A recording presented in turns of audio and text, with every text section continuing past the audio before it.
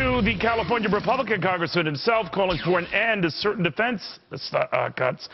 Howard Buck McKeon is joining me now on the phone. So, Congressman, you're saying just not the defense stuff, but you could see how people would interpret this as everyone has their treasured stuff they don't want touched. I think there's been a misstatement there, Neil. I have never said that we shouldn't cut defense. What I have said is the cuts are excessive. Now, if we go back to the whole budget and look at it as a pie chart, defense accounts for 20% of the spending.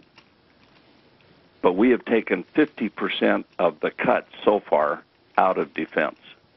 The Deficit Reduction Act that we passed that cut almost $1 trillion, half of that, $487 billion that we're going through in the budget process right now was taken out of defense. On top of that, the sequestration that kicks in January adds another $500-600 billion out of defense. So what we're looking at is going forward 10 years is $100 billion a year cut out of defense. I'm just saying, a senior military advisor told me a couple of weeks ago in the Pentagon that in his 37 years in the military, he'd never seen a time more dangerous than right now. But sir, do I understand it's $100 billion over 10 years? So No, $100 billion per year over 10 years. So wait a minute, if it's a $600 or so billion budget now, $100 billion, according to what the president wants to do, would be cut each and every year for that. That's over $1 trillion. It's $1 trillion. Okay. So you're saying that's going too far. But you probably heard the president bashing Paul Ryan's budget. What he wants to do on entitlements is going too far. Without taking sides on any of these various approaches, sir, is it fair to say we're just not making progress, period? No, I think we've made a lot of progress. The $487 billion out of defense is moving forward. That's happening.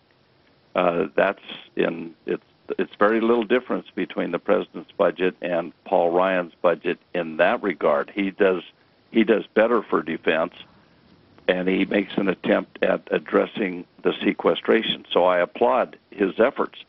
We have had since World War II a Navy that has kept our sea lanes open. 95% of our commerce travels on the sea. And if you cut off one of the 7 choke points around the world, it would have instant impact on our economy. Gas prices would probably double if you cut off the Straits of Hormuz. And it's just kind of taken for granted that our Navy does that. Well, these cuts will leave our Navy smaller than at any time since World War I. It will leave our Air Force smaller at any time since we started the Air Force. So I'm just saying, look, if we can't find savings out of a budget of $550-600 billion, shame on us. I know we can do that, and we are doing that. That's the $50 billion a year cuts that we're working on the budget right now. Right. Is a pretty big cut. But if you think that we can solve all of it on the backs of the military, it's just not there. Okay. Congressman, thank you. Thanks for clarifying that. It's good having you on. Thank you. Thanks for having me. All right, now.